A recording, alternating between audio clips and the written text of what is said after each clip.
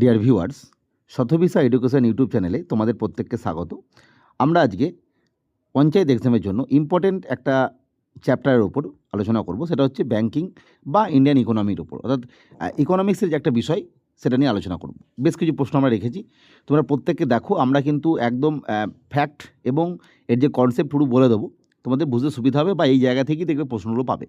আমি যদি প্রথম প্রশ্নটা দেখি, একদম সহজ প্রশ্ন রেখেছি, এই ধরনের প্রশ্ন কিন্তু আসবেই। ভারতের কেন্দ্রীয় ব্যাংক কোনটি? তা কেন্দ্রীয় ব্যাংক বলতে সেন্ট্রাল ব্যাংক অফ ইন্ডিয়া, অর্থাৎ সেন্ট্রাল ব্যাংক কাকে বলা হয় ভারতে? Option A SBI, B RBI, C NABARD and D SEBI. মনে রাখতে হবে এই যে চারটে ব্যাংকের কথা লেখা আছে বা চারটে প্রতিষ্ঠানের কথা লেখা আছে, চারটি খুব ইম্পর্টেন্ট। এসবিআই ক্ষেত্রে আমরা জানি যে এসবিআই কিন্তু বহু পুরনো ব্যাংক।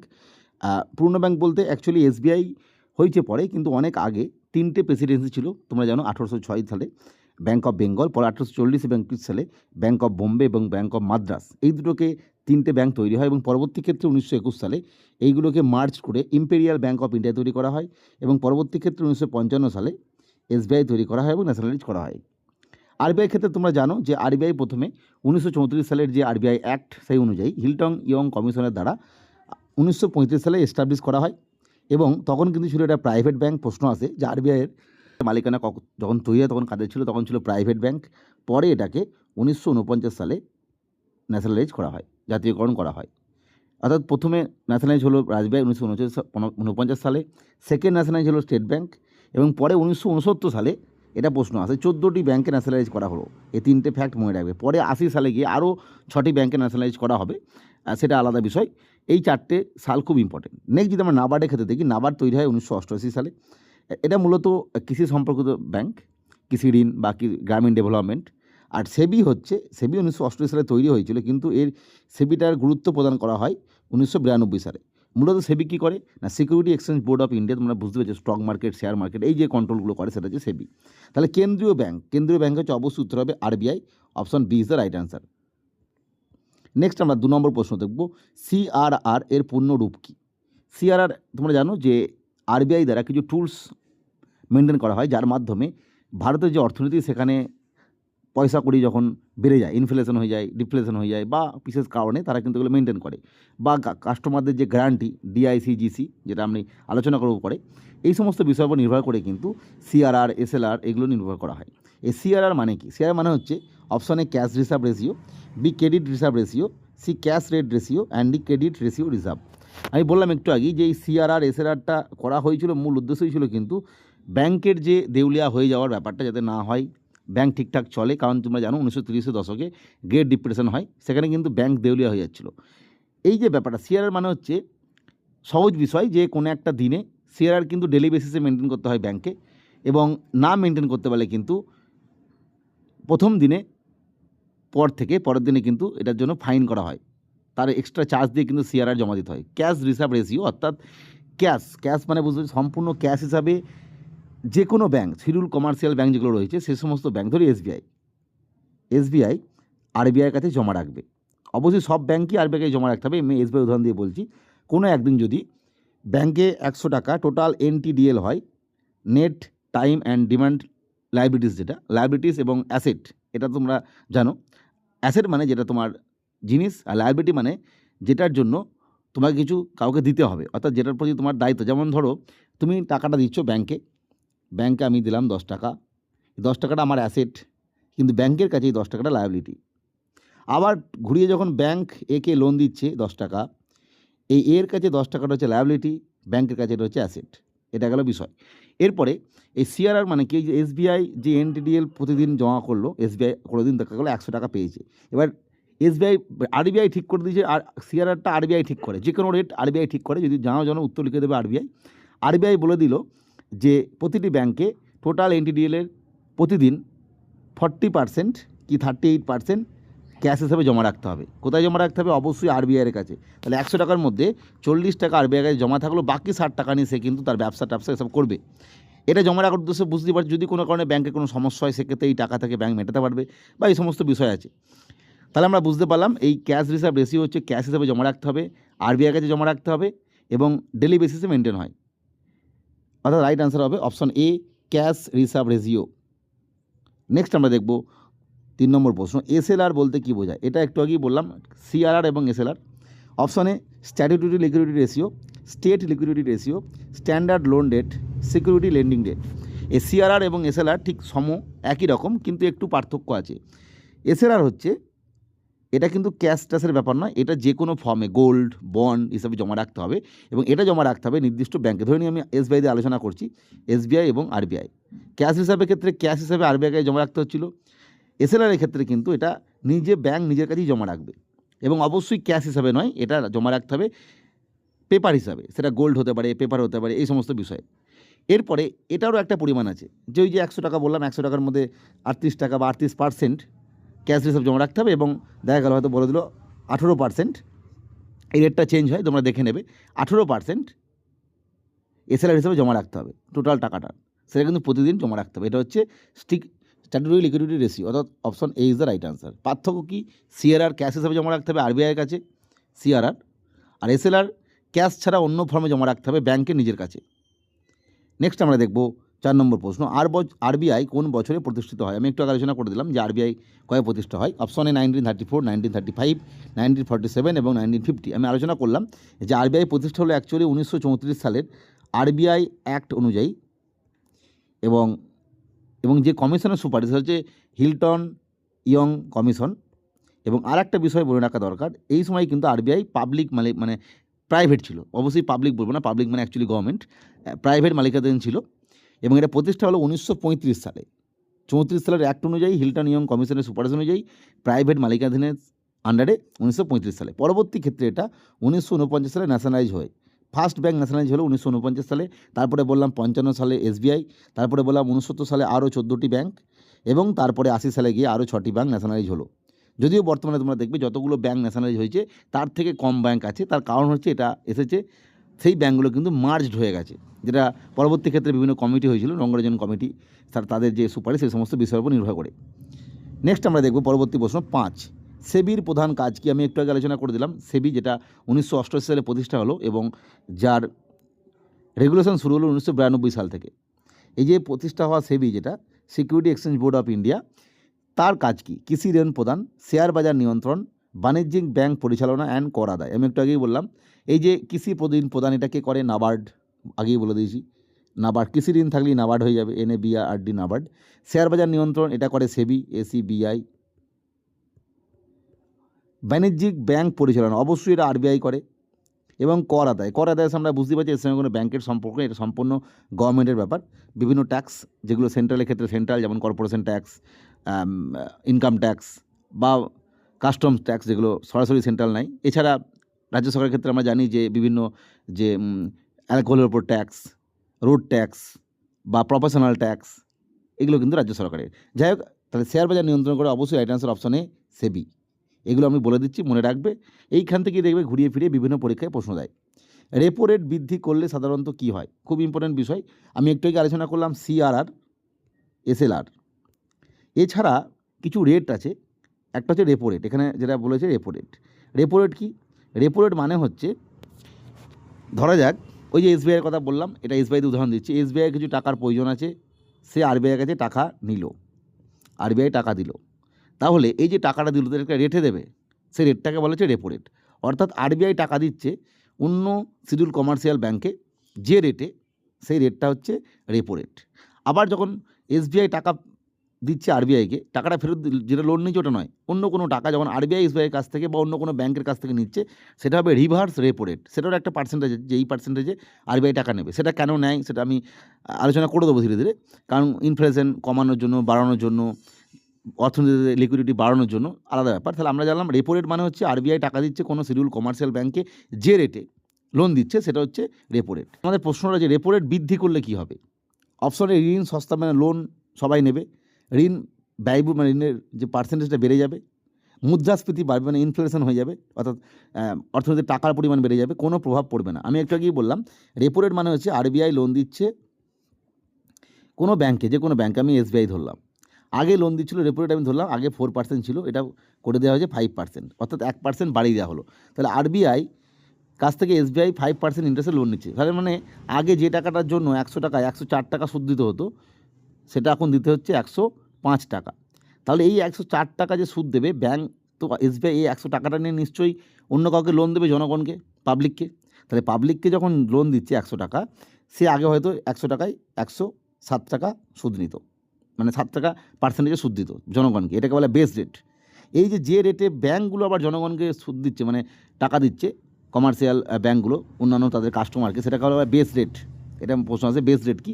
বেস রেট মানে হচ্ছে যে রেটে ব্যাঙ্কগুলো কাস্টমারকে সুদ মানে লোন দিচ্ছে। কিন্তু যখন সে টাকাটা তাকে বেশি 1 টাকা বেশি, তখন এই 107 টাকার জায়গায় সে হয়তো 108 টাকা বা 109 টাকা নেবে। তার মানে কি, লোনটা নেওয়াটা ব্যয়বহুল হয়ে পড়ছে, অর্থাৎ টাকার লোন মানুষ নিতে চাইবে না। এতে কি হবে, অর্থনীতিতে টাকার পরিমাণটা কমে যাবে, মানে মুদ্রাস্ফীতি কমে যাবে, বাড়বে না, কোনো প্রভাব পড়বে না, এটাও ভুল। ঋণ সস্তা হবে না, কারণ আগে 100 টাকা নিয়ে 107 টাকা দিতে হচ্ছিলো, এখন জনগণকে মানে কাস্টমারকে 109 টাকা দিতে হচ্ছে। তার মানে ঋণ সস্তাও হবে না, ঋণ ব্যয়বহুল হয়ে যাবে। Option B is the right answer. Number প্রশ্ন, রিভার্স রেপো রেট বলতে কী বোঝেন? অর্থাৎ আমি একটু আগে আলোচনা করলাম, রেপো রেট মানে হচ্ছে আরবিআই যখন কোনো ব্যাংকে যে সুদের হারে টাকা দিচ্ছে সেটা হচ্ছে রেপো রেট। আর যখন আরবিআই কোনো কারণে ব্যাংকের কাছে টাকা নিচ্ছে নির্দিষ্ট সুদের হারে, সেটা হচ্ছে রিভার্স, মানে উল্টো হয়ে যাচ্ছে। তাহলে আরবিআই ব্যাংকে ঋণ দেয়, এটা তো হচ্ছে না। সি বলেছে সরকার ব্যাংকে ঋণ দেয়, এটাও হচ্ছে না। সরকার ব্যাংকে ঋণ দেয়, এর সঙ্গে কোনো সরকার নেই, সরকার ব্যাংকে ঋণ দেবে কেন? দ্বিতীয় মধ্যে গ্রাহক ব্যাংকে ঋণ দেয়, এটাও নয়। এবার এইখানে বিয়ের অপশনটা নিয়ে কারো সমস্যা হতে পারে, যে ব্যাংক আরবিআইয়ের কাছে অর্থ জমা রাখে। এই যে বিষয়টা, অ্যাকচুয়ালি ব্যাংক যখন আরবিআইয়ের কাছে অর্থ জমা রাখছে ডেলি বেসিসে, সেটা যে সিআরআর, মনে রাখতে হবে। এই সিআরআর জমা রাখার জন্য কিন্তু কোনোরূপ ইন্টারেস্ট রিজার্ভ ব্যাংক অন্য ব্যাঙ্কগুলোকে দেয় না। যেটা আমি একটু আগেই বোঝাছিলাম যে সিআরআর মানে ক্যাশ রিজার্ভ রেশিও, এত পার্সেন্ট টাকা প্রতিদিন ডেলি বেসিসে মেনটেন করতে হবে, নাহলে ক্লান্তি হয়ে যাবে। সেটা কিন্তু জন্য প্রশ্ন আছে, সিআরআর জন্য কত ইন্টারেস্ট পাই? সিআরআর জন্য কোনো কিন্তু ইন্টারেস্ট পায় না। ইন্টারেস্ট যেটা পায় সেটা যে রেপো রেট, মানে রিভার্স রেপো রেটের জন্য। এবার এইখানে যেহেতু অপশন অনুযায়ী এইটা আছে, আমরা এটাই উত্তর করবো যে ব্যাঙ্কগুলো আরবিআইয়ের কাছে অর্থ জমা রাখে। এই অর্থ জমা রাখা মানে কিন্তু ক্যাশ রিজার্ভ রেশিও ভাবলে হবে না এখানে, যেহেতু অপশন অনুযায়ী আমাদের এটাই উত্তর নিতে হবে। অর্থাৎ ব্যাঙ্কগুলো আরবিআইকে টাকা দিচ্ছে কোনো একটা নির্দিষ্ট সুদের হারে, সেটা হচ্ছে রিভার্স রেপো রেট। আর যখন ব্যাঙ্কগুলো আরবিআইতে টাকা জমা রাখবে কোনো ইন্টারেস্ট ছাড়া, সেটা হচ্ছে সিআরআর, ক্যাশ রিজার্ভ রেশিও। আমরা 8 নম্বর প্রশ্ন দেখব, মুদ্রাস্ফীতি পরিমাপের একটি গুরুত্বপূর্ণ সূচক, অর্থাৎ ইনফ্লেশন মেজার করা হয় কার দ্বারা? অপশানে সিপিআই, এইচডিআই, জিডিআই এবং ইউপিআই। আমি বলেছিলাম ইনফ্লেশন মানে, সহজ বিষয় মাথায় রাখবে, ইনফ্লেশন মানে অনেক সময় প্রশ্ন করে, ইনফ্লেশন মানে হচ্ছে মানে অর্থনীতিতে টাকার পরিমাণটা, মানির পরিমাণটা, মানি ভ্যালুটা কমে যাচ্ছে, এটা মনে রাখতে হবে। অর্থাৎ আগে যেখানে 100 টাকায় কিছু পাওয়া যেত, সেটা বর্তমানে কিনতে হচ্ছে 120 টাকায় বা 110 টাকায়, এটা হচ্ছে বিষয়। টাকার পরিমাণ বেড়ে যাচ্ছে, অ্যামাউন্ট অফ মানি বেড়ে যাচ্ছে, কিন্তু মানে মানি ভ্যালু যেটা, সেটা কিন্তু কমে যাচ্ছে। এরপরে এইচডিআই মানে হিউম্যান ডেভেলপমেন্ট ইন্ডেক্স, সেটা হবে না। জিডিআই হবে না। ইউপিআই মানে হচ্ছে তোমরা জানো ইউনিফাইড পেমেন্ট ইন্টারফেস, যেটা, সেটাও নয়। তাহলে সিপিআই যেটা কনজিউমার প্রাইস ইন্ডেক্স, যেটার দ্বারা কিন্তু বিভিন্ন যে আমাদের সরকারি কর্মচারীদের ক্ষেত্রে দেখবে ডিএ বলা হয়, ডিয়ারনেস অ্যালাউন্স বাড়া হলো, এআই সিপিআই অনুযায়ী ডিএ দিতে হবে, এই সমস্ত যে বিষয়, যে সিপিআই অনুযায়ী কিন্তু এটা হয়। নেক্সট আমরা দেখব পরবর্তী প্রশ্ন, 9 নম্বর প্রশ্ন, ভারতের মুদ্রার প্রতীককে ডিজাইন, ভারতের যে নতুন মুদ্রার প্রতীকটা এসেছে সেটা কে ডিজাইন করে? এটা বহু পুরনো প্রশ্ন এবং স্ট্র্যাটেজিকে হয়ে গেছে বর্তমানে। Option A Uday Kumar, B Satyajit Ray, B M বিশ্বেশ্বরায়া, ডি নন্দলাল বসু। তোমরা প্রত্যেকেই বুঝতে, right answer option A Uday Kumar. Next আমরা দেখব পরবর্তী প্রশ্ন 10, নাবার্ড মূলত কোন ক্ষেত্রে উন্নয়নের জন্য কাজ করে? নাবার্ড আমি আলোচনা করলাম, বহু কমন প্রশ্ন। এ কৃষি ও গ্রামীণ উন্নয়ন, বি প্রতিরক্ষা, সি তথ্য প্রযুক্তি অ্যান্ড রেল। আমি বলেছিলাম নাবার্ড মূলত কাজ করে এগ্রিকালচার এবং রুরাল এরিয়ায়, অর্থাৎ option A is the right answer. Next আমরা দেখব 11 নম্বর, আইএমএফের সদর দপ্তর কোথায়? অর্থাৎ ইন্টারন্যাশনাল মনিটারি ফান্ড। এই আইএমএফ এবং ওয়ার্ল্ড ব্যাংক দুটো ক্ষেত্রে মনে রাখবে সহজভাবে, দুটোরই প্রতিষ্ঠার সময় এক। ব্রিটেন উড কনফারেন্স তোমরা জানো 1944 সালে হয়েছিল, এবং তারপরে 1945 সাল থেকে এগুলো কার্যকরী শুরু হয়। এবং যখনই আইএমএফ বা ওয়ার্ল্ড ব্যাংক থাকবে বা কোনো মনিটারি বিষয় থাকবে, তখনই থাকবে তার যে হেডকোয়ার্টার হবে Washington DC. Option B is the right answer. আর যখন দেখবে এরকম কিছু থাকবে, ডাব্লিউ কিছু আছে ও, বা আই কিছু আছে ও, তখন তার উত্তর হবে জেনেভা। নেক্সট 12 নম্বর প্রশ্ন, জিডিপির পূর্ণরূপ কী? Option A gross domestic product, B general domestic product, gross development product, general development plan. দেখো জিডিপি বিষয়টা তোমরা বহুবার বিভিন্ন জায়গায় শুনেছো। জিডিপি মানে হচ্ছে কোনো একটা ডোমেস্টিক এরিয়ায় যে টোটাল মানি ভ্যালু, কিসের মানি ভ্যালু না, সমস্ত রকম গুডসের এবং সার্ভিসের মানি ভ্যালুটাকেই বলা হয় জিডিপি। এইখান থেকে দুটো বিষয় মনে রাখতে হবে। জিডিপি মানে হচ্ছে গ্রস ডোমেস্টিক প্রোডাক্ট, এই ডোমেস্টিক কথাটা মাথায় রাখবে। ডোমেস্টিক মানে হচ্ছে অর্থাৎ ইন্ডিয়ার রেসপেক্ট যদি আমরা ভাবি, তার মানে ইন্ডিয়ার মধ্যে যারা আছে তাদের যে টোটাল মানি ভ্যালু, মানে অবশ্যই একটা ফাইন্যান্সিয়াল ইয়ারের মধ্যে যে সার্ভিস এবং গুডসের মানি ভ্যালু সেটা হচ্ছে জিডিপি। এবার এই ইন্ডিয়ার মধ্যে তার মানে ইন্ডিয়ার লোকও আছে, আবার ফরেন অ্যাব্রড আছে, মানে বাইরের লোকও আছে। সবাইকার ইনকামটা বা সবাইকার যে টোটাল গুডস এবং সার্ভিসের মানি ভ্যালু সেটা যোগ করা হবে গ্রস ডোমেস্টিক প্রোডাক্ট। প্রশ্ন আসে যে গ্রস ডোমেস্টিক প্রোডাক্টে কাদের কাদের এই যে ইনকাম বা যুক্ত থাকে, সেটা কিন্তু অবশ্যই ভারতীয়দের এবং ভারতীয় বাইরে যারা আছে আর কি, বা ভারতীয় কোনো কোম্পানি, বিদেশি কোম্পানি তারা ভারতে কাজ করছে, তাদেরও যে ইনকাম সেটা কিন্তু জিডিপির প্রতি যোগ হয়। আর আরেকটা প্রশ্ন আছে যে জিএনপি, গ্রস ন্যাশনাল প্রোডাক্ট, এই এই এই ন্যাশনাল থেকে মনে রাখতে হবে, ন্যাশনাল মানে জাতি, অর্থাৎ জিএনপি মানে হচ্ছে অনলি ইন্ডিয়ান, অর্থাৎ এই যে ভারতে যারা আছে, ভারতীয়দের যে income total goods and service একটা ইয়ারের মধ্যে, এবং ভারতের কিছু মানুষ বা ভারতের কিছু কোম্পানি যেগুলো বাইরে কাজ করে তাদের যে ইনকাম যেটা আমাদের দেশে পাঠাচ্ছে, সেই টোটাল যোগ করা হয় জিএনপি, গ্রস ন্যাশনাল প্রোডাক্ট। তাহলে এই জিডিপি, ডি ডোমেস্টিক থেকে মনে রাখবে ইন্ডিয়া এবং অ্যাব্রোডে যারা মানে বিদেশি লোক ভারত আছে তাদের নিয়ে মোট ইনকাম, আর জিএনপি মানে হচ্ছে শুধুমাত্র ভারতীয়দের যেটা ভারতের করছে ইনকাম প্লাস বিদেশ থেকে নিয়ে আসছে সেটা। এরপরে আরেকটা প্রশ্ন আছে জিডিপি জায়গায় এনডিপি বা এনএনপি, এই যে এন মানে নেট, অর্থাৎ জিডিপির সঙ্গে যদি ডিপ্রিসিয়েশন বাদ দিয়ে দেয় তখন হবে এনডিপি, অর্থাৎ গ্রস মাইনাস নেট মানেই হচ্ছে ডিপ্রিসিয়েশন। যাই হোক, সহজ বিষয় জিডিপি এবং জিএনপি, এখান থেকেই প্রশ্ন আসে। জিডিপি মানে ভারতের মধ্যে যারা যারা আছে সবাইকার ইনকাম, আর জিএনপি মানে শুধুমাত্র ভারতীয়দের ইনকাম যারা ভারতে আছে এবং ভারতের বাইরে আছে সবাইকে নিয়ে। নেক্সট আমরা 13 নম্বর দেখব, ব্যাংকে জমাকৃত অর্থের নিরাপত্তার জন্য ভারতে আমানত বিমা কত টাকা? খুব কনসেপচুয়াল প্রশ্ন, ভালো করে বুঝবে, আমি বুঝিয়ে দেবো।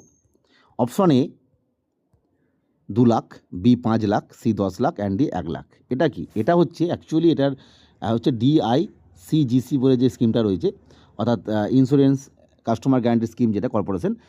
অর্থাৎ সহজ বিষয়, এটা আর কিছুই নয়, এটা হচ্ছে কোনো কারণে একটা ব্যাংক, এক্স ব্যাংক, সেই ব্যাংকটা হঠাৎ করে ঘোষণা করলো যে সে কোনো কারণে ব্যাংক ট্যাপ্ট হয়ে গেছে, দেউলিয়া হয়ে গেছে, সে আর টাকা দিতে পারবে না জনগণকে, যাদের কাস্টমারকে। এরপরে তাহলে এই টাকাগুলো যাদের টাকা গেছে, এ একটা লোক, আপনি একটা লোক, বি সি, কারুর আছে 10 লাখ টাকা, কারো আছে 10,000 টাকা, কারো আছে 100 টাকা। 100 টাকা তখন থাকে না, মিনিমাম 1000 টাকা হয়ে গেছে। যাই হোক, অনেকে যাদের এটিএমে যে টাকা তুলে নেয়, দেখা যাচ্ছে তো 50 টাকা 60 টাকাও থাকতে পারে, তার জন্য হয়তো এমএবিও কাটে আর কি, মিনিমাম ব্যালেন্স চার্জ। যাই হোক আর কি, বিষয় সেটা নয়। বিষয় যেটা বলতে চাইছি, এবার এই ব্যাংক আর টাকা দিতে পারছে না, তখন কি হবে? তখন একটা ইন্স্যুরেন্স করা আছে, আমানত করা আছে, বিমা করা আছে, যার মাধ্যমে কিন্তু আপনি কিছু টাকা পেতে পারবেন। সেটা কত টাকা? এবার এই টাকা পাওয়ার আবার অনেক বিপদ আছে। মানে এই 10 লাখ টাকা যার কথা বলছি বা 10,000 টাকা যার কথা বলছি, এই টাকাটা কিভাবে থাকবে ব্যাংকে? কোনো একটা ব্যাংকে টাকা থাকতে পারে সেভিংস অ্যাকাউন্টে, মানে যে কোনো সময় গিয়ে আমি এটিএম দিয়ে তুলে নিতে পারছি, বা আমি চাইলে দিয়ে দিচ্ছে। ফিক্সড ডিপোজিট হতে পারে, অর্থাৎ ফিক্সড করা আছে, যেটা তোমার তোলা যাবে না, এটাকে আগে আমাকে ফিক্সড ডিপোজিট থেকে সেভিংসে নিতে হবে। বা রেকারিং ডিপোজিট বা টাইম ডিপোজিট, প্রতি মাসে মাসে আমি কিছু টাকা দিই, কোনো সময় গিয়ে সেটা ম্যাচিওর হবে, তারপর নেবো। এইভাবে টাকা থাকতে হবে। যেভাবেই টাকা থাকুক না কেন, টোটাল আপনার কত টাকা আছে ওই ব্যাংকে। এবং আরেকটা বিষয়, শুধুমাত্র ওই ব্যাংকে নয়, দেখা গেল কোনো একটা ব্যাংক এক্স, এই ব্যাংকটার কথা বলছি, এই ব্যাংকের 3টে ব্রাঞ্চে আমার অ্যাকাউন্ট আছে, হতেই পারে, বা 2টো ব্রাঞ্চে, একটা এ ব্রাঞ্চ একটা বি ব্রাঞ্চ। এ ব্রাঞ্চে আমার টাকা আছে 10,000 টাকা, বি ব্রাঞ্চেও টাকা আছে 10,000 টাকা, মানে 10 20,000 টাকা আমার টাকা আছে। এইভাবে কিন্তু যোগ হবে, ব্রাঞ্চ অনুযায়ী নয়। টোটাল ওই ব্যাংকে আপনার যেখানেই যেভাবেই টাকা থাকুক না কেন, টোটাল কত টাকা আছে সমস্ত ব্রাঞ্চ মিলিয়ে, যদি অনেকগুলো ব্রাঞ্চে থাকে, টোটাল টাকার যেটা হবে সেটা দেওয়া হবে আপ টু 5 লাখ পর্যন্ত। অর্থাৎ তার মানে কারো হয়তো টাকা আছে, সব যোগ করে দেখা গেলো তার 5 লাখ টাকা হচ্ছে, তাকে কি 5 লাখ টাকা দিয়ে দেবে না? তাকে 5 লাখ টাকা দেবে না। বা কারোর টাকা আছে 50,000 টাকা, সব নিয়ে তার যে সেভিংস, ফিক্সড ডিপোজিট, তার 2টো ব্রাঞ্চে আছে, ওই ব্যাংকের 2টো ব্রাঞ্চে আছে, সব নিয়ে 50,000 হলো, তাকে 50,000 দেবে? 50,000 দেবে না। এটা হচ্ছে ওই ব্যাংকে, আরবিআইয়ের কাছে বা ওই ব্যাংকের যে সমস্ত অ্যাসেট দেখে দেখা যাচ্ছে যে কত টাকা আছে, তাকে যারা দেখা যাচ্ছে 5,000 করোড় বা 500 করোড়, যাই হোক আর কি, সেইখান থেকে ওই ব্রাঞ্চে যতজন কাস্টমার আছে তাদের অনুপাত করা হবে যে এর এত টাকা, তার মানে একে এত দিতে হবে, ওর এত টাকা এত, মানে 5 লাখ টাকা যার আছে সে কিন্তু দেখা গেল সে হয়তো 1 লাখ টাকা পেতে পারে, বা এর থেকে বেশি পেতে পারে, কমও পেতে পারে। যাই হোক, এটা গেলো বিষয়, পুরো বিষয়টা বোঝানোর চেষ্টা করলাম। নেক্সট আমরা দেখব পরবর্তী প্রশ্ন, 14 নম্বর প্রশ্ন, ইউপিআইয়ের পূর্ণরূপ, অর্থাৎ যেটা নিয়ে এখন বর্তমানে খুব সচরাচর সব জায়গায় আমরা গিয়ে বলি এই পে আছে, ওই পে আছে। এইটা কি? Unified payment interface, universal payment India, United payment interface and unique payment interface. খুব সহজ বিষয়। ইউপিআই, আজকে ইউপিআই প্রচলিত হয়েছে, কিন্তু আজ থেকে বহু বছর আগে, মানে 2010, মানে 10 বছর আগে 2016 সালে কিন্তু ইউপিআই অ্যাকচুয়ালি চালু হয়। এবং এই 2016 সালেই ইউপিএসসির পিলিতে প্রশ্ন এসেছিলো। ইউপিএসসি পিলি মানে বুঝতে পারছো কত কঠিন একটা পরীক্ষা। তারা কিন্তু যে কোনো বিষয় যখন আসে তখনই কিন্তু প্রশ্ন দিয়ে দেয়। 16 সালে ইউপিএসসিতে প্রশ্ন এসেছিলো যে ইউপিআই সম্বন্ধে বিভিন্ন তথ্য দিয়ে চলছে, কোনটা ঠিক কোনটা ভুল। তার আমরা দেখলাম ইউপিআই চালু হয়েছিল অ্যাকচুয়ালি 2016 সালে এবং এর যে পূর্ণ রূপ হচ্ছে ইউনিফাইড পেমেন্ট ইন্টারফেস। নেক্সট দেখো 15 নম্বর প্রশ্ন এবং লাস্ট প্রশ্ন, ব্যাংকারদের ব্যাংক কাকে বলা হয়? অর্থাৎ যে সমস্ত ব্যাংক আছে, অর্থাৎ SBI, Punjab national bank, bank of India, Indian bank, এই সমস্ত ব্যাংকগুলো, bank of Baroda, Indian union bank, এই সমস্ত ব্যাংকের ব্যাংক কোনটা? অপশনে SBI, B RBI, B C PNB and D NABARD. অর্থাৎ ব্যাংকার্সদের ব্যাংক মানে বুঝতেই পারছো ভারতের কেন্দ্র সরকার, অর্থাৎ কেন্দ্রীয় ব্যাংক ভারতে একটাই আছে, সেটা হচ্ছে আরবিআই। এবং আরবিআইয়ের পরে একটি গুরুত্বপূর্ণ ব্যাংক হচ্ছে এসবিআই। তাই জন্য অনেক সময় বলা হয় দেখবে যে লেন্ডার অফ ফার্স্ট রিসোর্ট হচ্ছে আরবিআই এবং লাস্ট রিসোর্ট হচ্ছে এসবিআই। যাই হোক, আজকে আমরা আরও 15টি প্রশ্ন আলোচনা করলাম, বোঝানোর চেষ্টা করলাম ইকোনমিক্সের যে ব্যাপারগুলো আছে। অবশ্যই তোমরা 15-র মধ্যে কত পাচ্ছ জানাতে পারো কমেন্ট বক্সে।